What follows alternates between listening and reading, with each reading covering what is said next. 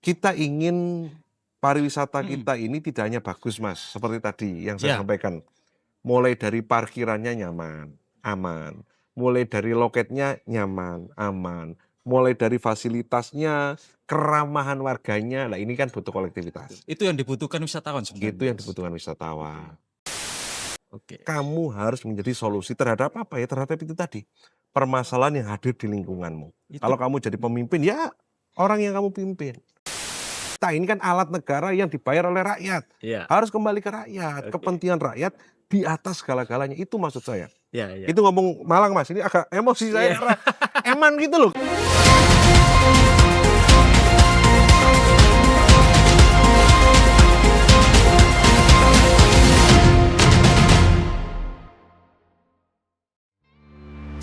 Haji Husni Mubarok, SH, MM, MH.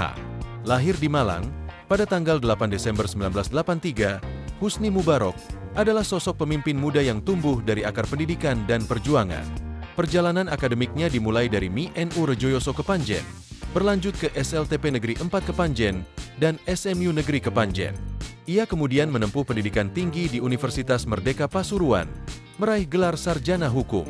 Tak berhenti di sana, semangat belajarnya membawanya menimba ilmu di Universitas Profesor Dr. Mustopo, Jakarta untuk meraih gelar Magister Manajemen, serta gelar Magister Hukum dari Universitas Bung Karno, Jakarta. Dengan tekad yang kuat dan komitmen terhadap pengabdian, Husni Mubarok telah menapaki berbagai peran strategis dalam dunia organisasi dan politik. Sejak tahun 2008, ia aktif di pimpinan pusat IP Ansor, dan pada tahun 2012 hingga sekarang menjabat sebagai Kepala Departemen.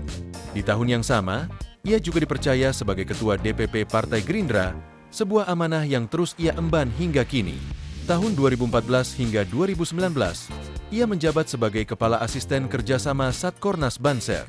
Kemudian pada 2015, ia didapuk sebagai tenaga ahli Komisi 4 DPR RI, sembari terus aktif sebagai Ketua DPC Partai Gerindra Kabupaten Malang.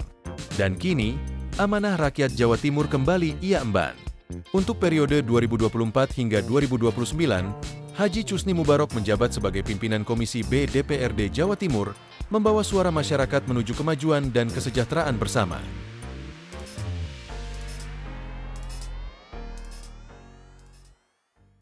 Assalamualaikum warahmatullahi wabarakatuh.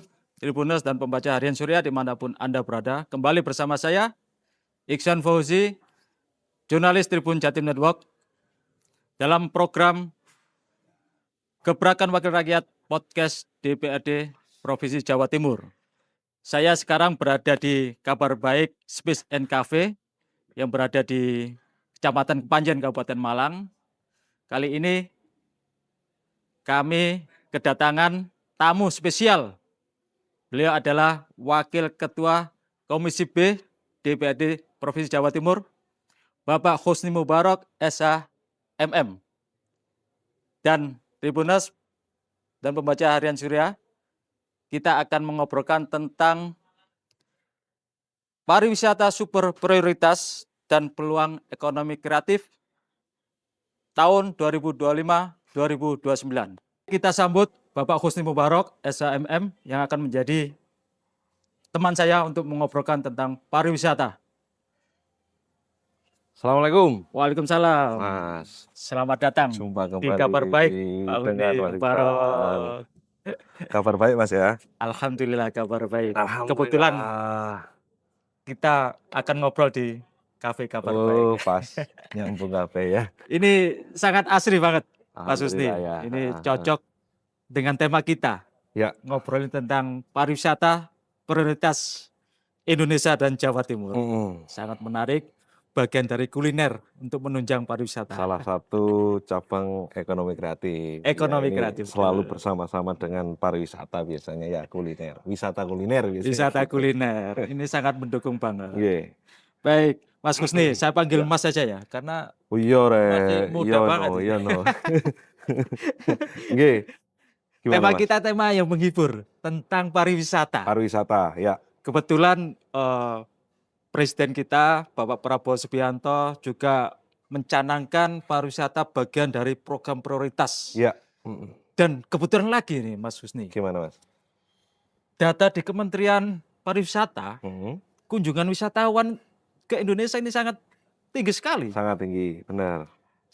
Januari sampai Agustus sudah 807 juta. Luar biasa, ada peningkatan 19 sekian persen lah ya dari Ya. tahun 2024 kemarin. Iya, Mas Husni, pariwisata salah satu penunjang ekonomi. iya, Iya kan? benar. Menurut pandangan Mas Husni Mubarak sendiri ya, Ya. sebagai Wakil Ketua Komisi B DPRD Jawa Timur, Mm-mm. bagaimana tentang pariwisata di Indonesia ini? Ya, kita Mas Iksan, yang pertama nyapa Tribuners dulu dong. Oke, Assalamualaikum Tribuners. Jumpa kembali Jumpa soalnya kembali. kita ini. Mengebrakan gitu kira-kira. Mas, kalau ngomong pariwisata ya, kita bersyukur Indonesia, Nusantara ini kita dikaruniai oleh Allah Subhanahu wa Ta'ala dengan daerah wilayah yang sangat luar biasa. ya, Artinya apa? Kalau ngomong potensi wisata, kita punya wisata alam, wisata budaya, wisata buatan, bahkan dengan kreativitas para pelaku wisata kita ini. Indonesia ini satu, kita punya banyak gunung. oke, Dari gunung ini nanti tentunya akan muncul potensi-potensi pariwisata. Kemudian kita punya garis pantai yang luas. Kemudian kita punya hutan-hutan yang memang secara aturan bisa dijadikan sebagai tempat wisata. Artinya kalau kita ngomong darat, laut, udara, kita semua punya potensi wisatanya. Nah, ini kemudian menjadi salah satu peluang yang kemudian di era pemerintahan Presiden Prabowo diharapkan menjadi salah satu pengungkit kebangkitan ekonomi kita. terutama setelah COVID ya. Terutama pasca COVID, Oke. terutama pasca COVID, sektor pariwisata ini memang kita genjot agar kemudian bisa meningkatkan pendapatan, tentunya nanti dampak selanjutnya ya perbaikan ekonomi, kemudian dari proses itu muncul daya beli yang meningkat dan sebagainya. Oke, kalau di Jawa Timur sendiri, Mas Husni, Ya, menurut pandangan Mas Husni sendiri, apakah potensi wisata di Jawa Timur ini begitu menggairahkan atau bagaimana? Jawa Timur ini salah satu dari daerah provinsi di Republik kita, Mas Iksan, yang memang punya destinasi wisata yang kompleks. Oke, Destinasi wisata yang lengkap. Seperti tadi saya sampaikan, kita gunung punya, kita laut punya, kemudian kita juga punya wisata buatan, kemudian kuliner kita juga kaya dengan karya-karya kuliner yang memang masuk layak sebagai kunjungan wisata yang gitu khas ya. daerah ya. Ada bakso Malang, ini kan Oke. sudah menjadi brand ya. Dan menu-menu yang lain. Ditambah lagi kalau kita ngomong potensi wisata Jawa Timur, BTS kita ini, Ya, Bromo Tengger Semeru. Semeru ini kan sudah masuk ke bagian dari 5 DPSB nasional. Oke, Dari situ kita sudah bisa menghitung potensi kunjungan wisata dari para wisatawan baik lokal maupun mancanegara. Begitu Mas. Maka kemudian Jawa Timur yang di pemerintahan periode pemerintahan baru ini menggaungkan semangat gerbang baru Nusantara, oke, maka memang harus benar-benar bisa menuju dan menjadi gerbang baru Nusantara yang sebenarnya. Artinya kalau ngomong gerbang baru kan kita di depan ini. Kalau kita ngomong di depan kan kita jadi etalase ini. oke. Maka Jawa Timur harus siap dengan itu. Saya kira ini akan melengkapi potensi-potensi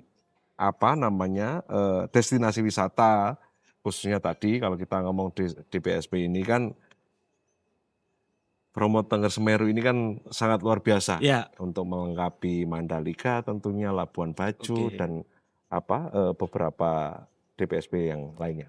terutama banyak wisatawan dari luar negeri ya Mas ya. Terutama Wisma. Wisman sudah banyak ke sini ya. Sudah banyak, sudah banyak. Jadi kalau kita ngomong wisatawan mancanegara, akhir-akhir ini tidak ngomong hanya tentang Bromo. Oke, Banyak yang sudah mulai ke wilayah timur, Banyuwangi. ya, Lihat Blue Fire di Ijen. ya, ya. Kemudian sekarang yang lagi pada ke Grojogan Sewu, Ya. Tumpak Sewu. Jadi saya kebetulan dapil saya Malang Raya, Mas. Jadi Tumpak Sewu atau Grojogan Sewu itu ada di wilayah Malang dan Lumajang. Nah, beberapa saat akhir-akhir ini kami sering melihat banyaknya wisatawan mancanegara yang mulai melintas. Ya. Nah, ketika kita cek ternyata tujuannya ke sana. Nah, ini salah satu potensi yang harus kita garap serius. Iya, memang Jawa Betul. Timur memang kaya banget tentang wisata alam ya. Jawa Timur kaya banget tentang wisata alam. Kemudian dibantu oleh di Kota Batu juga ada banyak juga wisata buatan yang Betul. banyak dikunjungi oleh wisatawan. Wisatawan. Bahkan saya dengar-dengar, Mas, targetnya wisatawan yang berkunjung di Malang Raya ini meningkat ini. Meningkat. Dibandingkan tahun kemarin ini. Betul, betul. Jadi terjadi peningkatan kunjungan wisata Iya. seiring dengan ya tumbuh dan berkembangnya objek-objek wisata baru, Iya. khususnya wisata buatan. Nah, ini yang kemudian menjadi salah satu concern dari pemerintahan, bagaimana kemudian tumbuhnya destinasi-destinasi wisata baru ini seiring sejalan dengan pembangunan infrastruktur lainnya. Seiring sejalan dengan program prioritas pemerintah. Dalam hal ini Presiden Prabowo, sehingga nanti akan secara komprehensif manfaatnya itu dirasakan oleh masyarakat. Masyarakat ya. Itu. Terkait dengan ini, Mas, sumber daya manusia sendiri. Ya. Ya kan, tentunya kan karakteristik di masyarakat kita masih masyarakat desa, ya kan, butuh lebih cepat beradaptasi dengan wisatawan yang dari berbagai daerah. Bagaimana, Mas? Ya, Mas Kusnin. ini salah satu tantangan yang ini juga serius kita bahas dengan melakukan pendampingan. Pendampingan apa? Pendampingan terhadap destinasi-destinasi wisata, terutama yang yang berbasis lokalitas, desa wisata atau wisata-wisata yang memang ini harus ditingkatkan sumber daya manusia pengelolanya. Jadi kita ada program untuk peningkatan kapasitas pemandu wisata itu ada. Agar apa? Agar kemudian seperti tadi yang Mas Ihsan sampaikan, wisatawan yang datang baik dari dalam maupun luar negeri dengan budaya, mungkin bahasa, mungkin habit yang berbeda, didampingi oleh pemandu sehingga bisa tetap nyaman gitu. Misalnya kan pasti ada perbedaan bahasa, perbedaan kultur dan sebagainya. Nah, pemandu wisata termasuk kemudian sumber daya manusia pengelola pariwisata itu sendiri, ini yang kita siapkan pelatihan-pelatihannya. Kita latih agar kemudian itu tadi bisa melayani, bisa memberikan servis. Ini kan pariwisata kan kita yang paling inti kan ngomong jasa, Mas. Iya kan? Ngomong jasa ini kan masalah pelayanan. Masalah wisatawan itu datang tidak hanya kemudian dapat objek wisata yang baik, tapi misalnya hospitality, pelayanan, kemudian bahasanya pariwisata itu amenitas ya. Jadi bagaimana kemudian hospitality-nya, penyediaan penginapannya, kemudian toiletnya misalnya bersih atau tidak dan sebagainya. Nah, termasuk kemudian keramahan dan keamanan. Ini yang penting ini. Ini yang penting. Saya sering mengulang-ulang ini, Mas. Kenapa? Dari kita kecil kenal Jogja, kemudian berkali-kali kita ke Jogja, tapi nggak pernah bosan. Ya kan? Iya. Udah ini sudah masuk di mindset kita. Kita mau wisata kemana ya? Pasti muncul Bali, muncul Jogja. Nah, demikian juga Bali misalnya. Ya kita saya misalnya ya lulus SMA dulu ke Bali, kemudian bulan madu ke Bali. Hampir kemudian rata-rata liburan juga ke Bali. Nggak pernah bosan. Karena apa? Karena ada mindset yang kemudian terbentuk. Yang pertama selain daerahnya bagus, destinasi wisatanya bagus, kemudian hospitality-nya mendukung, penginapan hotel apanya mendukung. Kemudian aman dan nyaman. Aman. Aman ini penting. Kita merasa aman dan nyaman. Demikian juga kalau ke Jogja, keramahan dan sebagainya. Nah, hal-hal baik ini yang kemudian perlu ditiru oleh Jawa Timur di objek-objek wisata ini. Karena hari ini wisatawan itu tidak hanya sekedar datang untuk melihat objek wisata, Ya, tapi butuh ada experience namanya, butuh ada pengalaman.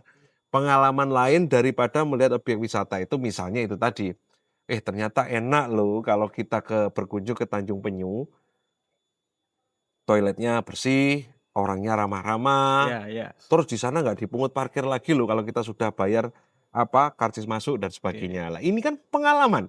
Pengalaman yang kalau kita lihat ini bisa jadi marketing getok tular. Oke. Iya kan? Ya, betul. Barisan kita kalau mau liburan kan pasti tanya-tanya, kita mau liburan nih enaknya kemana kan gitu. Ya, Enak ke sana karena apa? Enak ke sana karena apa? Nah, karena apa inilah yang harus menjadi paket melengkap di objek-objek wisata, di pengelolaan, di jasa servis objek wisata kita kepada wisatawan. Sehingga itu tadi, mereka benar-benar merasa ada pengalaman baru, ada pengalaman seru selain objek wisatanya itu sendiri. oke. Gitu. Tapi yang paling menarik, Mas, Hmm. kemarin Kabupaten Malang itu menerima penghargaan Ya, Desa Wisata hmm. Sumberdem itu kan. Sumberdem ya, Iya, saya iya. beberapa hari yang lalu juga Ah. membaca itu. Desa wisata misalnya, ini kan salah satu potensi berbasis kearifan lokal yang kalau kita cermat menggali potensi, memahami kekayaan lingkungan kita, ini ada nilai ekonominya. Ya, ya, ya. Seperti yang terjadi di Sumberdem. Kita punya Bonpring juga. Oke. Itu desa wisata yang mendunia, Mas. Artinya apa? Artinya desa wisata ini pengelolanya berhasil mengidentifikasi apa sih yang bisa kita jual sebagai wisata. Ya, ya. Kayak Gitu. Koperasi Merah Putih itu ya. Kayak Koperasi Merah Iya, Putih itu. betul. Berarti ekonomi di desa harus tumbuh. Kearifan lokal sama potensi lokal inilah yang digali. Oke. Jadi jangan sampai kemudian, ini saya ulang-ulangi lagi, saya sering nyampaikan ini Mas, kita ini pernah di fase latah. Ketika ada program desa wisata, hampir semua membuat desa wisata yang serupa. Nggak tahu ini konsepnya apa yang paling mudah atau yang paling apa ya. Hampir semuanya bikin kolam renang misalnya. Ya. Pemandian umum gitu misalnya. Nah kalau kemudian satu kecamatan ada 10 sampai 15 desa yang semuanya bikin pemandian. Lah terus yang mau berkunjung siapa? Gitu. Ya, ya. Ini pernah terjadi misalnya di Kecamatan Kepanjen juga ada tren semacam itu. Padahal kita punya metro, pemandian metro, ini yang airnya sudah bersumber dari sumber air. alam. Oke. Jadi kita tidak perlu susah payah ngebor, ngaliri dan sebagainya yang biayanya tentu lebih mahal. Oke. Terus ada sumber maron, ada sumber-sumber lain yang dekat.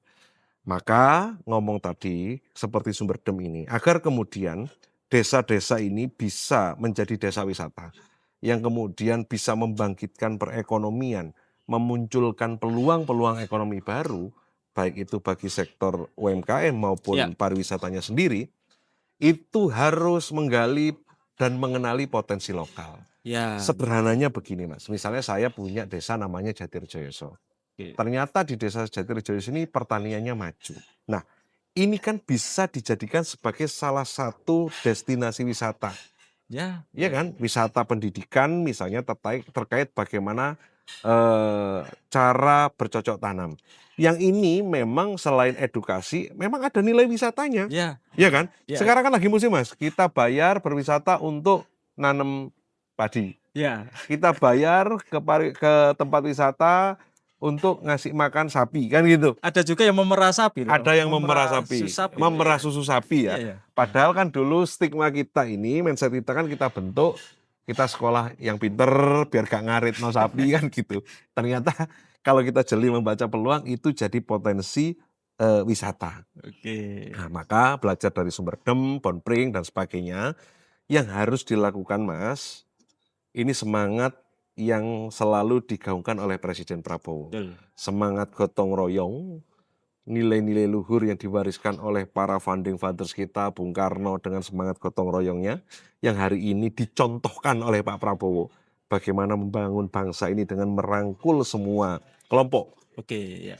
Partai, kelompok agama, semua kelompok masyarakat dilibatkan karena kita sadar bangsa kita besar, negara kita ini luas, tidak bisa diselesaikan oleh Superman, maka butuh kolektivitas bangsa super bangsa yang bersatu padu gotong royong untuk menyelesaikan permasalahan. Semua diajak ya. Semua diajak, itu yang harus diselesaikan dulu. Ketika kemudian kesadaran kolektif di desa tersebut terbentuk, maka kemudian mengidentifikasi potensi pariwisata. Rek, Oke. janjane opo sih teko desane dhewe iki sing iso didol, Ya, betul. yang bisa dipasarkan sebagai destinasi wisata. Betul. Rek, opo sih kita punya keunikan apa, punya kekhasan apa, punya potensi apa, itu. Nah, kenapa kemudian harus melibatkan semuanya dan kenapa harus mengidentifikasi di awal? Yang pertama, kita ingin pariwisata kita ini tidak hanya bagus, Mas, seperti tadi yang saya Ya. sampaikan. Mulai dari parkirannya nyaman, aman. Mulai dari loketnya nyaman, aman. Mulai dari fasilitasnya, keramahan warganya. Nah, ini kan butuh kolektivitas. Itu yang dibutuhkan wisatawan sebenarnya. Itu yang dibutuhkan wisatawan. Kolektivitas bersama ini yang kemudian membuat pelaku-pelaku wisata ini mudah. Ya. Oh, nanti di depan nggak usah ditarik ya, karena nanti kita tarik di dalam. Nanti yang depan cukup mengarahkan, gitu. Kan ini masalah koordinasi. Ya. Kalau nggak gitu, yang depan merasa punya wilayah, bikin tempat parkir, narik. Nanti di loket parkir, narik di dalam Nah, Akhirnya bertengkar sendiri akhirnya nanti. bertengkar Ya, itu yang nggak sendiri. kita inginkan. Ini yang tidak kita inginkan. Maka belajar laki-laki dari Superdem, butuh kesadaran kolektif, butuh kebersamaan, kemudian mengidentifikasi peluang dan potensi. Oke. Ya, Itu yang penting itu. itu yang paling penting. Dulu misalnya petik apel ini adalah pekerjaan. Ya, ya, ya. Ternyata sekarang bergeser jadi wisata petik apel, petik jeruk, petik durian sekarang ya lagi Ya, musim, ya. ya kan? Nah, ini kan tentang bagaimana kita mengidentifikasi potensi dan peluang yang ada di sekitar kita dengan keunikan. Nah, kreativitas itu menuntut keunikan itu Betul. tadi, Mas. Jadi dengan kreativitas dan keunikan sehingga kita punya pembeda. Dengan adanya pembeda ini menjadi opsi destinasi wisata. Kalau sama ini kan ya kan persaingan jadi ketat, akhirnya saling, itu capek. Tapi kalau kalau di desa ini kuliner, kalau di desa ini ada kita lihat jaranan, di desa ini kita lihat air terjun, kan seneng kita keliling ya. Makanya ada ekonomi kreatif itu ya. Makanya kemudian Butuh kreativitas muncul ekonomi warga, kreatif gitu yang mengiringi dari potensi wisata yang ada ini. Artinya dengan kemudian muncul objek wisata, tentunya kan diikuti ada UMKM ini. Sektor-sektor industri kreatif yang tumbuh. Kemudian penjual souvenir, Oke, ya. kemudian penjual makanan khas dan sebagainya. Ini kan satu rangkaian yang nanti akan bersama-sama membangkitkan potensi ekonomi kita. Baik, Mas Husni, itu Ya. tadi kita lihat dari sisi wisata alam dan yang dikelola oleh masyarakat. Ya. Sekarang menuju ke pariwisata yang prioritas. Jadi prioritas salah satunya adalah Bromo Tengger Semeru. Ya, BTS ya. Jadi saya kira orang tidak meragukan lagi lah Ya. yang namanya BTS ini kan Ya. keindahannya alamnya. Kebetulan saya juga pernah ke puncak Semeru nih, Mas. Gitu ya. Bagus banget di Ya. sana, betul. Kalau Mas Husni sendiri melihat hari ini infrastruktur ke arah sana sudah baik atau bagaimana? Kalau diomongi baik ya memang selalu butuh peningkatan. Oke. Karena apa? Karena seiring dengan peningkatan kunjungan. Ya, ya, ya. Satu, kemudian ya kita harus memaklumi bahwa Semeru ini adalah gunung berapi yang masih aktif. Oke. Sehingga memang ada aktivitas vulkanik yang memang ini kemudian menuntut kita untuk memperbaiki kembali infrastruktur menuju ke sana. Itu. Nah, ini yang menjadi upaya kita bersama seperti kami di Dinas Pariwisata dan Kebudayaan yang menjadi mitra kami. Mitra Komisi B ya. Mitra Komisi B juga membicarakan tentang itu. Kita kemarin membahas tentang akses jalan di area Bromo. Oke. Ya, Itu yang dari mana, Mas? Itu yang dari arah Malang, menuju membelah savana yang mau arah ke naik itu. Iya, iya. Ya, kemarin kita sedang membicarakan itu. Ya memang ini tidak selesai di provinsi, Mas. Ya, Ngomong ya. BTS ini sebenarnya nasional. Nasional. Gitu. Ya ini mumpung di podcast ini biar didengar teman-teman di pusat. Rasa-rasanya itu gini teman-teman. Kok daerah yang menyiapkan infrastruktur tapi PNBP-nya naik ke atas Oh kan gitu gitu. ya, harus Daerah, dibagi. buat daerah diciprati kira-kira Oke, gitu. oke. Enggak. Artinya kita kalau ngomong BTS ini Ya, sebenarnya ya. domainnya nasional ya. Ya, Oke. kita menjadi bagian dari pelaksana pemerintah pusat yang ada di Provinsi Jawa Timur. Kalau ngomong infrastruktur apakah sudah baik? Kalau ngomong baik-baik, apakah sudah cukup? Tidak. Ini sedang kita upayakan terus peningkatan infrastruktur ini agar kemudian tadi itu selain potensi yang luar biasa, wisatawan ini dapat pengalaman, experience. Ya. Oh, ternyata dalannya penak. Oke. Oh, ternyata aksesnya mudah, nggak geronjal-geronjal dan sebagainya. Gitu Mas Isan. Satu lagi Mas, Oke. tentang transportasi yang menuju ke arah savana dan apa namanya itu lautan pasir ya. Kan akhir-akhir ini banyak ya peristiwa ya, Ya, kecelakaan gitu ya. heeh. Bagaimana Komisi B ini menyampaikan kepada pemerintah provinsi supaya itu tidak terjadi lagi lah. Ini kan Ya, penting penting, untuk memberikan penting. kenyamanan, Kenyamanan dan tadi. keamanan, Iya, penting, iya. penting.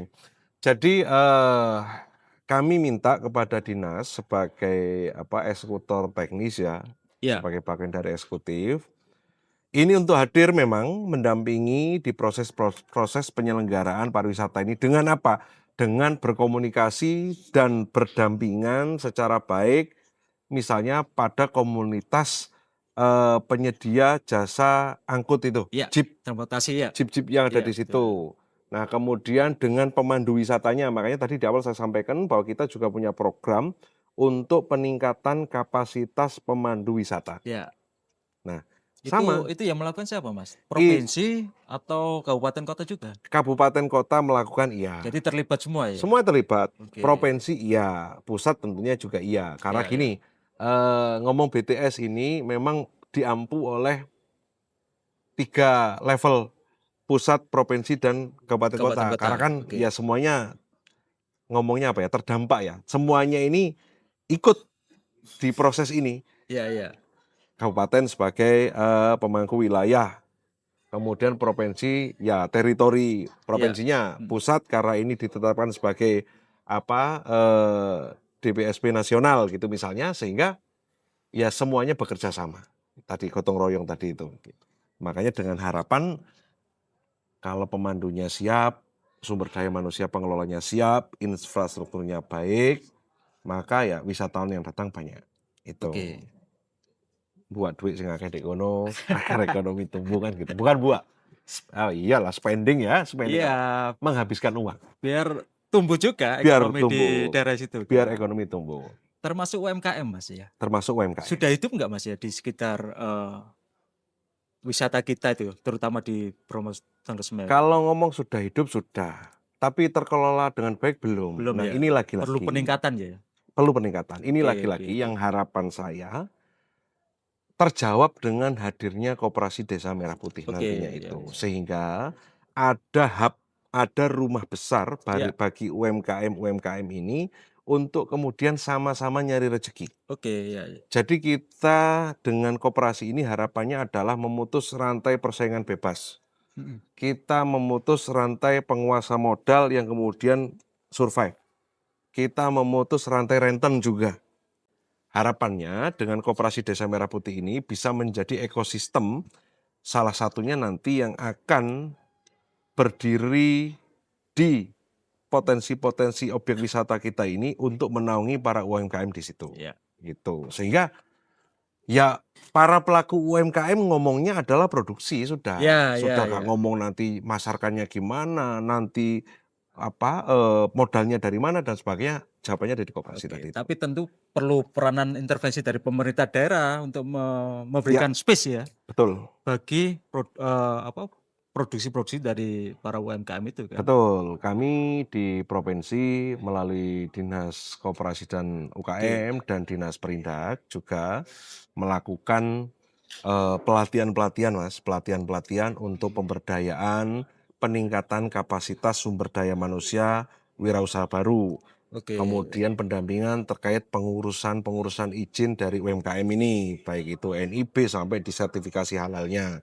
Kemudian juga melakukan peningkatan kapasitas produksi dan memberikan alat ekonomi produktifnya. Oke. Ya tujuannya lagi-lagi agar kemudian UMKM ini bisa bangkit sehingga seiring sejalan dengan kita kali ini ngomong pariwisata, Ya.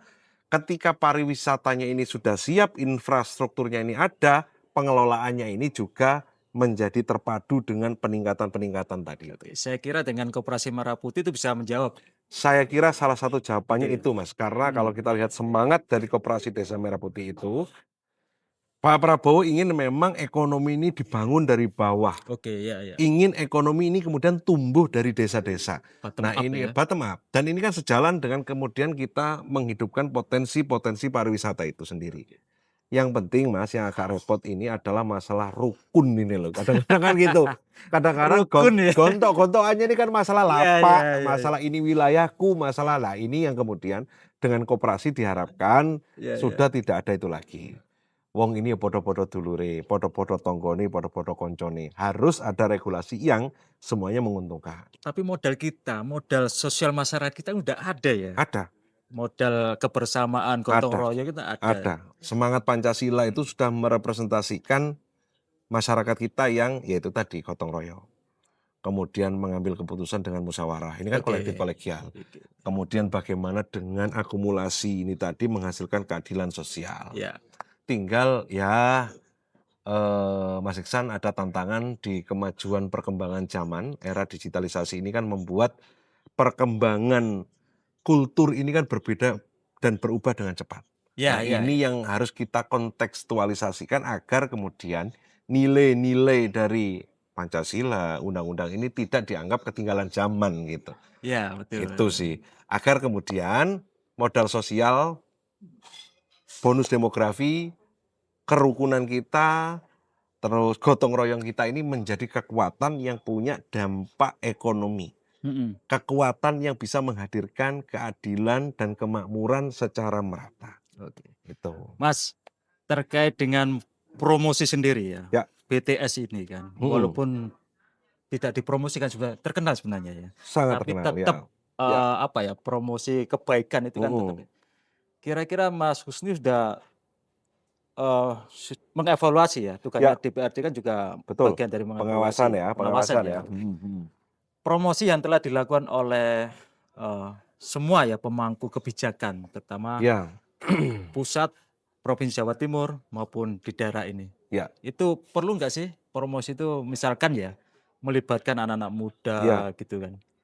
Sangat perlu Mas Iksan. Jadi kemarin hasil dari fungsi pengawasan kita dengan Ya. kunjungan-kunjungan kerja yang kita lakukan, itu kita menarik kesimpulan bahwa harus ada pergeseran model promosi kita. Oke. Dari promosi yang kemudian melulu offline, Ya, ini ya. harus mulai bergeser ke wilayah yang digital, Digital ya. online itu tadi. Terus kemudian dengan melibatkan konsultan dan influencer, misalnya. Oke, ya. Melibatkan sekarang Mas, apa namanya itu kalau di TikTokers itu yang apa namanya?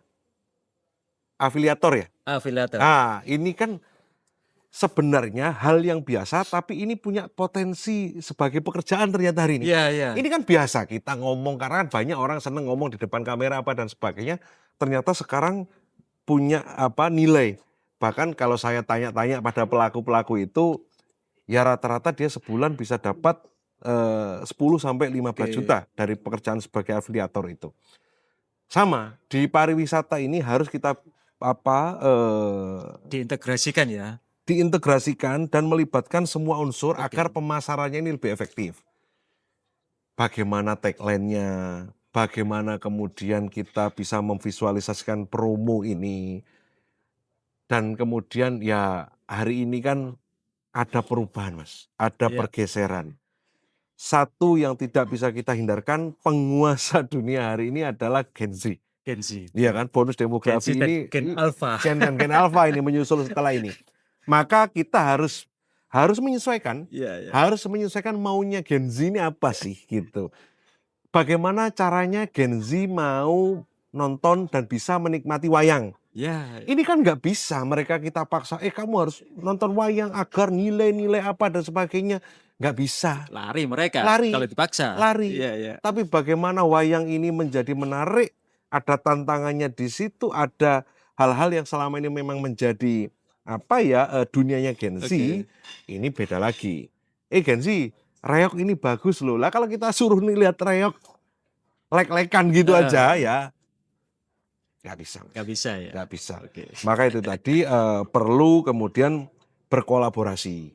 Berkolaborasi ya dengan kelompok-kelompok yang memang selama ini punya apa namanya konektivitas dan para Gen Z ini aware ke situ. Oke. Misalnya apa ya, penggunaan sosial media. Iya.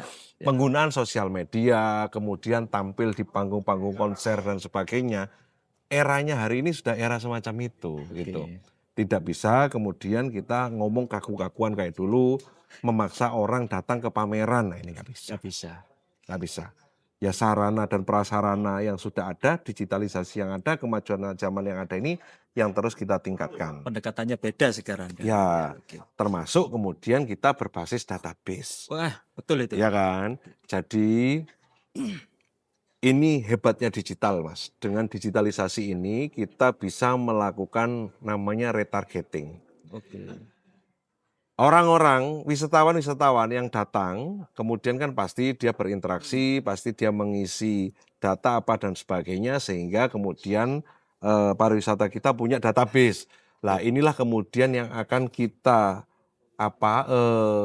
informasikan tentang potensi, tentang promo, tentang kegiatan-kegiatan yang ada di pariwisata kita. Sehingga relate kembali lagi dia akan datang dengan pemasaran-pemasaran yang efektif itu Oke. tadi.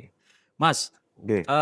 langkah strategi apa Mas yang sudah dibuat oleh DPRD Jawa Timur dengan pemerintah provinsi dalam rangka memperkuat pariwisata super prioritas ini? Ya, dalam rangka memperkuat pariwisata di Jawa Timur, Iya. kami bersama Dinas Pariwisata salah satunya menyelenggarakan kegiatan-kegiatan untuk mengapresiasi dan menghidupkan kesenian-kesenian dan kebudayaan-kebudayaan yang ini punya nilai, Oke. yang ini punya kekhasan, yang ini punya keunikan, yang ini apabila dibungkus menjadi potensi pariwisata Iya. yang luar biasa. Nah ini hari ini sudah mulai kita jalankan program itu. Jadi Komisi B bersama Dinas Pariwisata menyelenggarakan kegiatan apresiasi bagi Ya. para pelaku seni dan kebudayaan. Kita juga menyelenggarakan pertunjukan-pertunjukannya.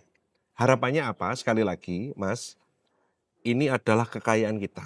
Ini adalah kekayaan khas kita yang hari ini memang agak redup ya. Ya, Di ya. tengah gemerlap dan kecepatan teknologi ini kemudian membagikan informasi dan menyajikan tontonan, hal-hal yang sebenarnya ini punya nilai tinggi ini sekarang mulai kita galakkan kembali, kita dampingi. Ya memang kami punya keterbatasan terus terang, waktu, biaya dan sebagainya, tapi ini bukan kendala. Tapi ini kan berlanjut terus ini. Terus berlanjut. Saya selalu menyampaikan bahwa kita tidak boleh berhenti hanya karena kendala. Kita ini harus jadi part of solution gitu. Saya ya kadernya Pak Prabowo ini selalu doktrin sama Pak Prabowo, kamu harus menjadi solusi. Oke. Kamu harus menjadi solusi terhadap apa ya? Terhadap itu tadi, permasalahan yang hadir di lingkunganmu. Itu- Kalau kamu jadi pemimpin ya orang yang kamu pimpin, lingkungan yang kamu pimpin gitu. Jadi kita jadi part of solusinya. Itu tadi balik lagi dengan menyelenggarakan kegiatan-kegiatan pertunjukan pariwisata. Dengan kegiatan-kegiatan Memperbanyak event ya. memperbanyak kegiatan Oke. event yang kemudian ini sebagai sarana promosi kita juga, termasuk bekerja sama dengan pemerintah daerah. Misalnya beberapa saat yang lalu di Malang ini membuka jalur overland baru. Ya. Ya kan ada itu di wilayah selatan kemarin itu kita Ya. punya garis pantai yang bagus, kemudian ini kita paket menjadi destinasi wisata dengan kegiatan overland itu tadi, gitu. Termasuk ini Mas, infrastrukturnya yang rencana pengajuan itu tol Malang sampai ke Panjen, Tol Malang ke selatan, ya, benar. si tolnya rencananya ke pantai selatan. Nah, Menarik rencana- banget itu. itu sangat menarik.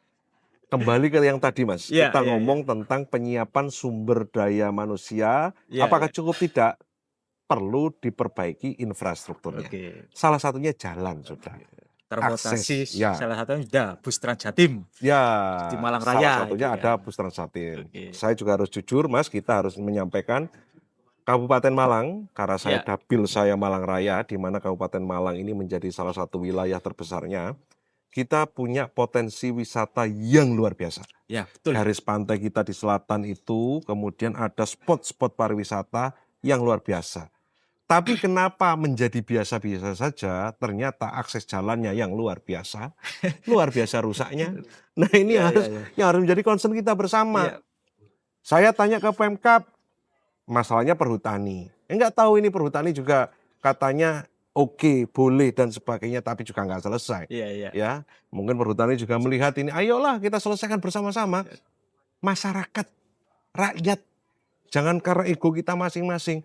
Bagaimana masyarakat rakyat ini mendapatkan manfaat, mendapatkan keuntungan, itu yang paling penting. Betul. Jangan, oh ini punyanya perhutani, oh ini punya Pemkab. Lah kan kita, ini kan alat negara yang dibayar oleh rakyat. Iya. Harus kembali ke rakyat, Oke. kepentingan rakyat di atas segala-galanya. Itu maksud saya. Iya, iya. Itu ngomong Malang Mas, ini agak emosi saya. Karena eman gitu loh, Kabupaten Malang Iya, ini iya. punya jalur garis pantai yang luar biasa dari ujung sampai ujung. Kita punya Potensinya tinggi banget ini. sangat di tinggi. Malang Raya Ada ini. Tanjung Penyu, ada Gua Cina, Oke. ada Modangan sampai ke barat sana, ngeliat Balai Kambang. Tapi sampean tahu sendiri, beritanya bukan keindahan Balai Kambangnya, bukan keindahan ngelipnya. Beritanya adalah bus wisatawan ambles di jalan. Iya, iya. Ya kan? Highlightnya kan jadi itu, gak asik. Itu Iya, tadi satu tarikan dengan masalah marketing tadi itu Mas. Oke. Itu harus kita baiki. Saya kira program pariwisata prioritas di Jawa Timur ya, salah satu program prioritasnya Pak Prabowo harus menghidupkan juga wisata-wisata yang ada di sekitarnya, ya, Ya. termasuk di Malang Raya ini, Mas ya. Mm. Oke. Tribuners dan pembaca harian Surya, demikian obrolan saya dengan Mas Husni Mubarok, Oke. Wakil Ketua Komisi B DPRD Provinsi Jawa Timur. Beliau adalah pemimpin muda juga, Ketua DPC Gerindra Kabupaten Malang. Pelayan. Beliau adalah pelayan juga, harus melayani Mas. Pelayan. Katanya pemimpin harus melayani. Ya, pelayan. Saya kira kita berharap banyak kepada salah satunya Mas Husni yang Siap. ikut memperjuangkan demi kemakmuran masyarakat Jawa Timur di Siap. sektor pariwisata Mas ya. Oke, siap. Kebetulan beliau dari Gerindra juga bisa ngomong langsung ke Pak Presiden. Barangkali langsung bisa didengar. Siap. Oke. Tribuners, demikian perjumpaan saya dengan Mas Husni Mubarok. Sampai ketemu di program Gebrakan Wakil Rakyat Podcast DPRD Provinsi Jawa Timur di lain waktu dengan anggota dan tokoh masyarakat yang lain. Terima kasih. Wassalamualaikum warahmatullahi wabarakatuh. Terima kasih. Terima kasih.